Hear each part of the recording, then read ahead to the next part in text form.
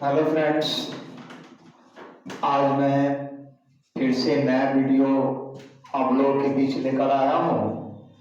जो मैंने आपको बताया था कि पिछले क्लासों में ही बताया था मैंने कि इस इनवर्स ट्रिगोनोमेट्रिक फंक्शंस का जो टॉपिक है domain and range of inverse trigonometric functions, यह भी बहुत ही इंपॉर्टेंट माना जाता है। इसलिए आप लोग inverse domain and range of inverse trigonometric functions यानी इस ट्रिगोनोमेट्रिक फंक्शंस का डोमेन और रेंज का होना भी आप लोगों के लिए बहुत ही अति आवश्यक है। इसलिए मैं इसके बारे में आपको कुछ समझाना चाहता हूं और इसे आप लोग अच्छे से माइंड में सेट कर लेंगे, याद भी कर लेंगे। हमेशा आपके माइंड में होनी चाहिए ये डोमेन और रेंज, तो ही जाकर के आपका क्वेश्चन जो है सॉल्व हो पाएगा, अन्यथा क्वेश्चन में आपको परेशानी आएगी सॉल्व करने में। इसलिए आप लोग जो है इस डोमेन और रेंज को अच्छे से माइंड में सेट कर लेंगे, जबकि मैं आप लोगों को थोड़ा सा हिंट्स दे देता हूं कैसे इसको याद रखना है। तो ये जो है फंक्शन है, ये टोटल क्या है, फंक्शन है। तो मैंने आपको यह भी बताया था फर्स्ट क्लास में ही कि ट्रिगोनोमेट्रिक फंक्शंस में 6 फंक्शंस होते हैं जो कि इस प्रकार है। अब देखिए उसी पर इन्वर्स आया गया। अब यहाँ पर देख लीजिए ये जो है आपका फंक्शन है, इसको हम लोग डोमेन कहते हैं टोटल को, और इसको क्या कहते हैं तो रेंज कहते हैं। इसी को हम दूसरा नाम से जान सकते हैं, प्रिंसिपल वैल्यू भी इसे कहा जाता है।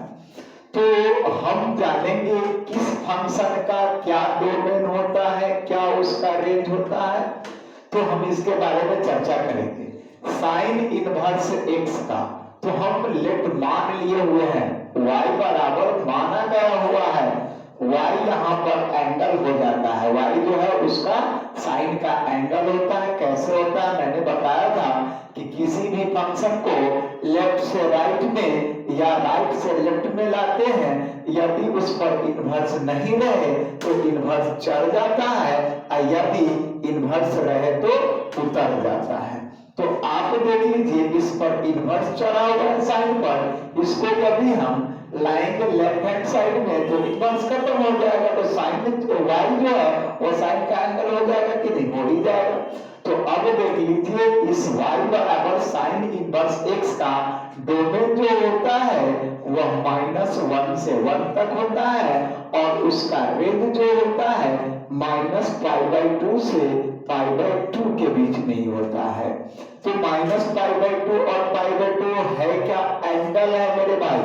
यहाँ पर देख लीजिए 180 डिग्री पाई का वैल्यू होता है, और यदि हम पाई का वैल्यू डाल करके 180 डिग्री 2 से डिवाइड कर देंगे तो 90 डिग्री, यानी इसको हम दूसरा रूप में डिग्री लेवल में अगर देखना चाहे तो ये -90 से 90 डिग्री के बीच में ही उसका रेंज होता है।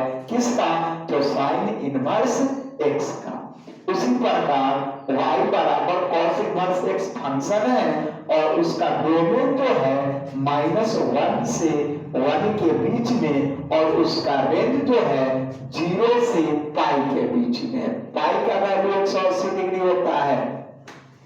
अब देखिए y बराबर tan इनवर्स x जो है वो फंक्शन है, और उसका डोमेन जो होता है r फॉर क्या, r का मतलब होता है रियल नंबर। क्या होता है, तो रियल नंबर है, उसके बीच में कुछ भी हो सकता है रियल नंबर में, और उसका रेंज जो होता है -π/2 से π/2 जो कि ओपन इंटरवल में है। ठीक है, स्मॉल ब्रैकेट को ओपन इंटरवल कहते हैं और कैपिटल ब्रैकेट को हम लोग क्लोज इंटरवल कहते हैं।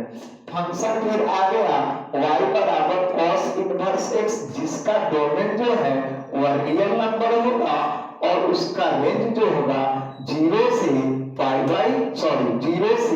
ही होगा। अब देखिए y बराबर सेक इनवर्स x का फंक्शन है, और डोमेन जो है उसका रियल नंबर में से -1 और 1 घटेगा, उसके बाद उसका रेंज जो होगा 0 से π/2 और उसमें से घटेगा कितना, तो π/2। 0 से पाई है और उसमें से घटेगा कितना, तो π/2, वह उसका रेंज होगा।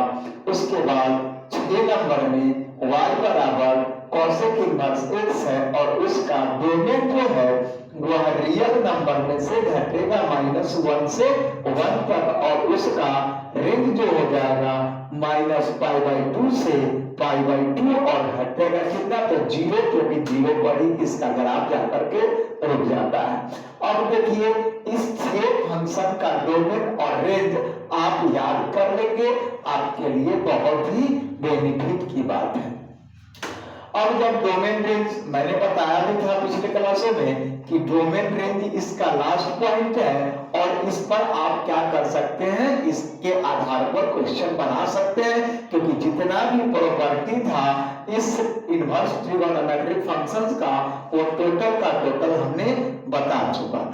ठीक है, अब जो है हम बात करेंगे क्या, तो एक मैट्रिक वाला जो डिग्री टेबल है उस डिग्री टेबल पर, क्योंकि जब तक उसकी जानकारी आपको नहीं है तब तक आप इनवर्स ट्रिगोनोमेट्रिक फंक्शंस का जो क्वेश्चन है वो नहीं बना सकते हैं।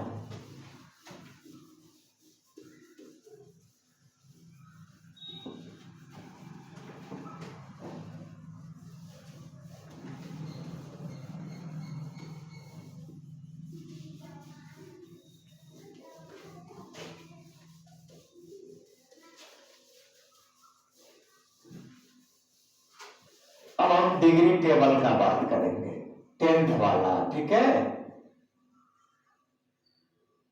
डिग्री टेबल का बात करेंगे। तो डिग्री टेबल मैंने आपको बताया था, साइन थीटा, कॉस थीटा, उसके बाद आपका टैन थीटा, उसके बाद कॉट थीटा, उसके बाद सेक थीटा और कॉसेक थीटा। ठीक है, मैट्रिक वाले सर आपको पढ़ाए होंगे।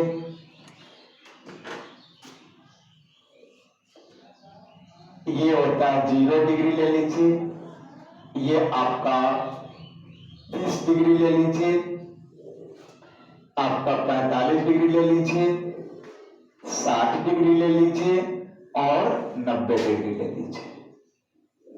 ठीक है, इसको हम लोग रेडियन में π/6 लिखते हैं, इसको रेडियन में π/4 लिखते हैं, इसको रेडियन में π/3 लिखते हैं, इसको जो लिखते हैं वह π/2 लिखते हैं। अब देखिए साइन 0 डिग्री का मान आपको पता ही है 0 होता है, साइन 30 डिग्री का मान 1/2 होता है, साइन 45 डिग्री का मान 1/√2 होता है, और उसके बाद साइन 60 डिग्री का मान √3/2 होता है, उसके बाद साइन 90 डिग्री का मान जो होता है 1 होता है। इसी को अपोजिट करके लिखिए, दाएं से हम दाएं से लिखते उठा करके लाते हैं और कॉस को बाएं से लिखते जाते हैं, तो वह कॉस का मान निकल जाता है। कॉस 0 डिग्री का मान हो जाएगा 1, कॉस 30 डिग्री का मान √3/2, कॉस 45 डिग्री का मान 1/√2, कॉस 60 डिग्री का मान 1/2 और कॉस आपका 90 डिग्री का मान 0। इसी को बट्टा में लिखते जाइएगा, दोनों मानों को बट्टा करते जाइएगा तो आपका tan का वैल्यू निकल जाएगा। तो 0/1 बराबर क्या होगा, तो 0 कुछ भी बराबर 0, इस इतना बट्टा इतना कीजिएगा तो 2 से 2 कट जाएगा, 1/√3 हो जाएगा, ये हो जाएगा, दोनों सेम है, कैंसिल होकर के 1 बच जाएगा, ये 2 से 2 कट जाएगा, √3 हो जाएगा और 1/0 इन्फिनिटी हो जाएगा, जिसको अपरिभाषित बोलते हैं। उसके बाद इसी को अपोजिट करके लिख दीजिए तो वह कॉट का वैल्यू निकल जाएगा। ठीक है, 1 हो गया, 1/√3 हो गया और ये 0 हो गया। ये सब मैट्रिक वाले सर आपको बताए होंगे। और इसी को अपोजिट करके लिखिए, नीचे का अंश को हर में, हर को अंश में लिखिएगा तो 1/1 बराबर 1, ये 2 आपका √3 हो जाएगा, ये √2 हो जाएगा, ये 2 हो जाएगा और ये आपका अपरिभाषित हो जाएगा। ये आप देख लीजिए, इसी को अपोजिट करके लिख दीजिए तो इसका वैल्यू निकल जाएगा फिर 2 हो जाएगा, उसके बाद आपका √2 हो जाएगा और 2 आपका √3 हो जाएगा और ये 1। यही जो है आपका डिग्री टेबल है। ये मैट्रिक वाले सर आपको पढ़ाए होंगे, इसको आप माइंड में सेट रखेंगे तो ही क्वेश्चन पर आपको चर्चा करने में आसानी होगी। और इसी के साथ हम क्या करेंगे, नेक्स्ट वीडियो में अब एक्सरसाइज का बात करेंगे, जो एनसीईआरटी बुक हम लेते हैं और उसका एक्सरसाइज का बात करेंगे नेक्स्ट वीडियो में। थैंक यू, धन्यवाद।